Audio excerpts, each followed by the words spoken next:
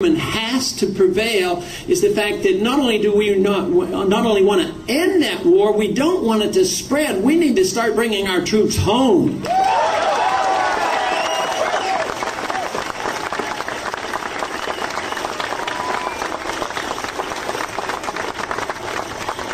I am convinced that this message, the message of freedom and the Constitution, is very much an effort that brings people together. It brings diverse groups together because it's non-confrontational. We're not judgmental. We can be judgmental in a moral sense of saying what somebody's doing might be wrong or bad, but not judgmental in the legal sense. It also recognizes the responsibility of oneself, that we have a responsibility for our own being and what we turn out to be, but we have responsibilities for our family. And that's where the responsibility is. But if we turn this whole idea over to the government, to being responsible for our personal behavior, and thinking the government knows what is best for us and knows what we're supposed to do with our lives, that is done at the rejection of liberty, so we have to totally eliminate and reject that principle.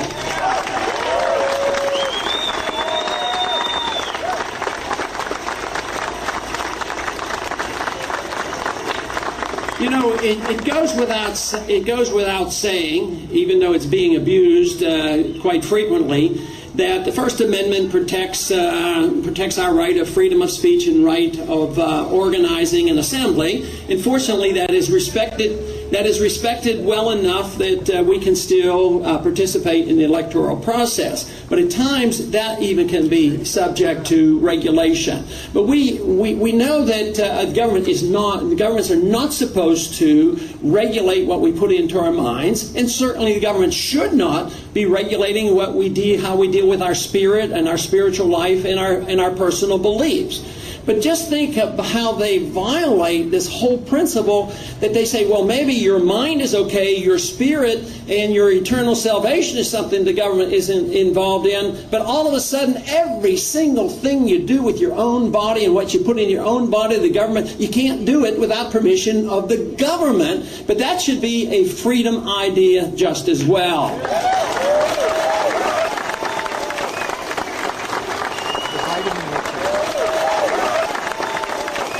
He's referring to drugs and supplements. And one of the reasons why that's being further violated every single day is the movement toward government payment of our medical bills. They say, well, if you ride, if the government's paying the bills and you're riding a motorcycle or you're riding a bicycle and you fall down, the government has to pay for it. So we now have to regulate you. We have to tell you what to do because we don't want to pay your medical bills. So they infer, of course, then you have to put on your seatbelts. But I understand there are a few states that still say that you don't have to put on your seatbelt if you don't want to. Of course, that doesn't have anything to do. Doesn't have anything to do whether it's wise or not to do it, but we're supposed to make those decisions. If we turn that over to the government, believe me, there's not much left, and the real threat is that once we assume that the government can regulate our personal lives and regulate the economy, then they undermine prosperity. And that is the tragedy. We look to the government to redistribute the wealth. And when that happens, inevitably the production goes down, and that's where we are today. That's why I think that we're in a sea change of events, because the American people are waking up and they're realizing there is something seriously wrong with our economy and with the protection of our personal liberties, and we need to get a handle on it. So again, he refers to a sea change.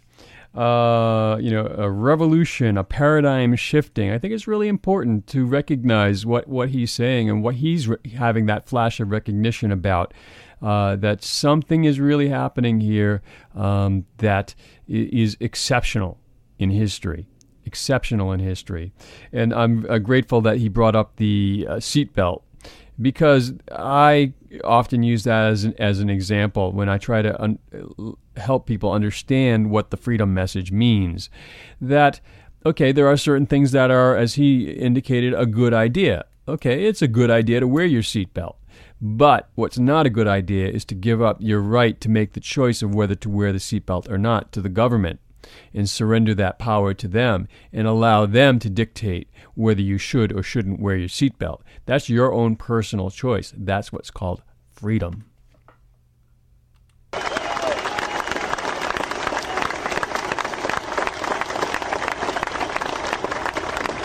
You know, I was very much interested in economic theory and Austrian economics during the 60s, and it prompted me to run for Congress the very first time because of the serious economic problems we had in the 70s, we were paying for guns and butter, welfare and warfare, and it was very costly, so the payment had to occur in the 70s. And we're doing that once again. But I did bring up a particular issue back then, and I continue to do it. And what I find is remarkable is that I once again was skeptical. Believe there was nobody out there that cared or understood this particular issue. But this issue is a big issue. It's the first time it's been introduced into a presidential campaign in over 100 years. It was key in the time of the Revolution, key with Jefferson, key with Jackson, and it's key now because we realize what's happening. And that has to do with a subject that when I go to the campuses, believe it or not, on the campuses, it draws the loudest applause of all the things and all the issues that we talk about.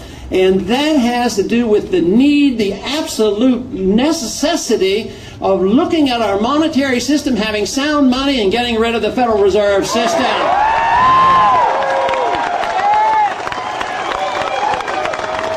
Okay, so I can't let that go by without comment. I can't emphasize enough how absolutely radical it is to get up in front of an audience in a campaign speech and call for the end of the Federal Reserve System. First of all, you have to understand that the very root and cause of our loss of freedom, our loss of constitutional government, and all of the woes of this nation stem from the Federal Reserve System. If you have to trace it to one thing, it's the Federal Reserve Act and the Federal Reserve System, the fiat money system. It all comes down to that, and I think that the doctor I know that the doctor recognizes that, and he's educating us now on this. But it's a serious thing. It's a serious thing to declare that, and to declare it again and again and again, louder and louder and louder, and to make that a linchpin of the campaign, not an aside, not something, we ought to think about maybe getting rid of the Federal Reserve System sometime, eventually phasing it out over a 100-year period. No. I mean, he's telling us this is the causal, factor of the cancer that is eating this country alive. And that's exceptional. It's brave, because these people are dangerous and ruthless. And it's brave politically because of the fact that no one else is going to back you up. And it's brave because it's not something easy to understand. It's not a soundbite that Americans can be sort of fed so that they will vote for you. That might be the biggest risk of all, So he does a great job of introducing people to this. And hats off to Dr. Paul for not backing down and staying on that theme of the Federal Reserve System.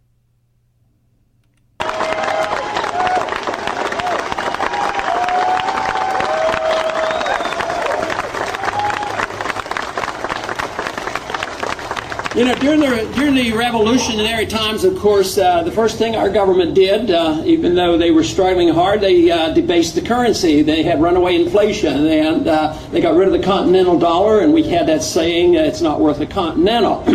But that's why when they wrote the Constitution, they said that the government could not emit bills of credit, and only gold and silver should be legal tender. And yet